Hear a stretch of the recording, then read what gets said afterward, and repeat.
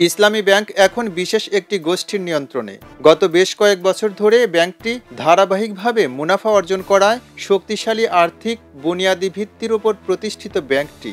সে কারণেই তুলনামূলক বিবেচনায় সাম্প্রতিক সময়ে আর্থিক অবস্থার অবনমনের পরও 5টি ইসলামী ব্যাংক যেমন SIBL, এক্সিম ব্যাংক, গ্লোবাল ইসলামী ব্যাংক, ইউনিয়ন ব্যাংক ও ফার্স্ট সিকিউরিটি ইসলামী ব্যাংক এদের আর্থিক অবস্থাকে অত্যন্ত দুর্বল বর্ণনা করে 5 আগস্ট পরবর্তী অন্তর্বর্তী সরকার ব্যাংকগুলোকে একীভূত করার সিদ্ধান্ত নেয়। সে অনুযায়ী এই ব্যাংকগুলোকে এখন একটি ব্যাংকের পরিচিতি আওতায় নিয়ে আসা হয়েছে।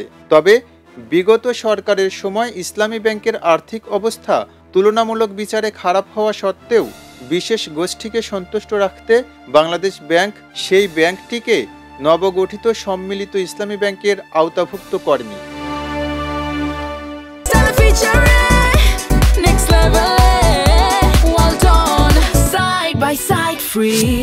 বাংলাদেশ ব্যাংকের গভর্নর এখন বলছেন, ইসলামী ব্যাংক এখন ঘুরে দাঁড়িয়েছে। 5 আগস্ট সরকার পরিবর্তনের পরপরই একটি বিশেষ গোষ্ঠী সরকার ছত্রছায়ায় ব্যাংকটির নিয়ন্ত্রণ গ্রহণ করে। দীর্ঘদিন ব্যাংকটি থেকে দূরে সরে থাকলেও গত প্রায় 1.5 বছরে তাদের নিয়ন্ত্রিত প্রায় সব ব্যবসা প্রতিষ্ঠান আবার ব্যাংকটিতে ফিরিয়ে আনা হয়েছে। এর মধ্যে উল্লেখযোগ্য ইবনে সিনা ও ইসলামী ব্যাংক হাসপাতাল সহ নামে বেনামে আরও বেশ কিছু ব্যবসায়ী প্রতিষ্ঠান। খাত সংশ্লিষ্টরা বলছেন, ইসলামী ব্যাংক সবসময়ই দেশের শীর্ষস্থানীয় ব্যাংকগুলোর একটি ছিল। ইসলামী ব্যাংক ছিল দেশের সবচেয়ে বড় বেসরকারি ব্যাংক। বিগত সরকারের সময়ও ব্যাংকটি রেকর্ড মুনাফা করেছে, তবে অল্প বিস্তর অনিয়মের অভিযোগও পাওয়া গেছে। তারপরও গত বেশ কয়েক বছর ধরে ভালো ব্যবসা করায় ব্যাংকটি অন্য ব্যাংকগুলোর তুলনায় এগিয়ে ছিল। গত 5 বছরে ব্যাংকটির মুনাফা বিশ্লেষণে দেখা যায়, প্রতি বছরই সর্বোচ্চ মুনাফা অর্জন করে আসছে ব্যাংকটি। তবে 2024 সালের 5 আগস্টের পর ব্যাংকটি সর্বোচ্চ মুনাফা অর্জনের তালিকা থেকে ছিটকে পড়ে। 2020 সালে ব্যাংকটির পরিচালন মুনাফা ছিল 2,350 কোটি টাকা। 2021 সালে তা বেড়ে দাঁড়ায় 2,430 কোটি টাকা। 2022 সাল শেষে ব্যাংকটির মুনাফা দাঁড়িয়েছে 2,646 কোটি টাকা। 2023 সালে ব্যাংকটি 2,781 কোটি টাকা পরিচালন মুনাফা অর্জন করেছে। 2024 সালে প্রথমবারের মতো ইসলামী ব্যাংক সর্বোচ্চ মুনাফা অর্জনের রেকর্ড ভঙ্গ করে।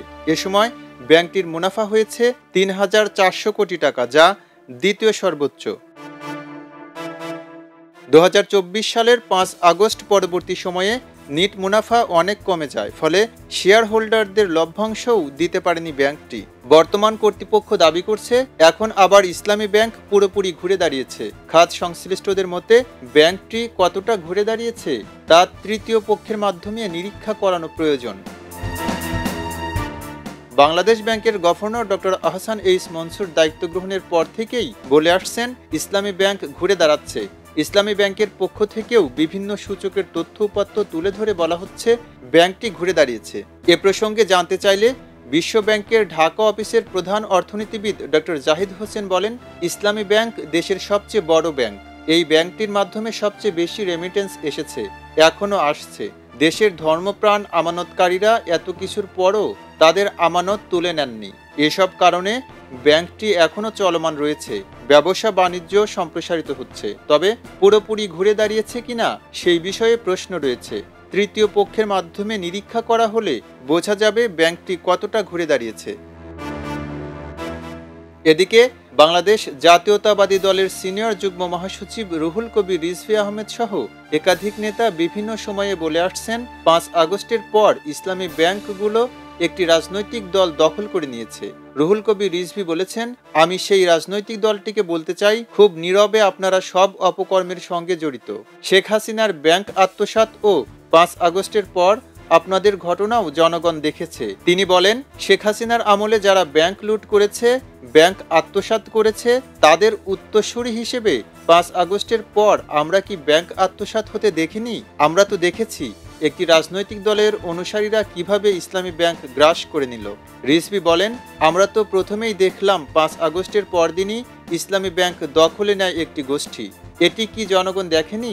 এটা তো দেখেছে জনগণ। এদিকে সম্প্রতি ইসলামী ব্যাংক বাংলাদেশের স্বতন্ত্র পরিচালক মোহাম্মদ আব্দুল জলিল, বাংলাদেশ জামায়াতে ইসলামী ঢাকা মহানগর দক্ষিণের সেক্রেটারি ডক্টর শফিকুল ইসলাম মাসুদ এবং ব্যাংকের কয়েকজন কর্মকর্তা কর্মচারীর মধ্যে ভোট কেন্দ্রের ভেতরে বাইরে দায়িত্ব বন্টন নিয়ে কথোপকথনের কিছু অংশ ফাঁস হয়েছে বলে অভিযোগ উঠেছে। বিষয়টি সামনে আসার পর রাজনৈতিক মহল থেকে সোশ্যাল মিডিয়া সব জায়গায় নতুন করে বিতর্ক তৈরি হয়েছে। এই বিতর্কের পর অবশ্য নির্বাচন কমিশন জানিয়েছে ব্যাংক কর্মকর্তাদের নির্বাচনী দায়িত্বে নিয়োজিত করা হবে না। উল্লেখ্য, ভিডিও ফাঁসের দাবির পরই আবারও সামনে এসেছে ইসলামী ব্যাংক ও বাংলাদেশ জামায়াতে ইসলামীর সম্ভাব্য যোগাযোগ নিয়ে দীর্ঘদিনের বিতর্ক।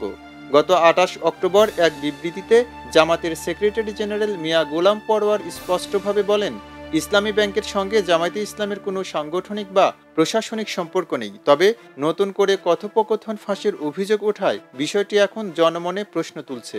এ বিষয়ে জানতে মোহাম্মদ আব্দুল জলিলের সঙ্গে যোগাযোগ করা হলে তিনি ফোন ধরেননি। তবে অপর একজন পরিচালক নাম প্রকাশ না করার শর্তে বলেন, আমিও বিষয়টি সম্পর্কে শুনেছি, তবে আমি এ বিষয়ে কোনো মন্তব্য করতে পারবো না।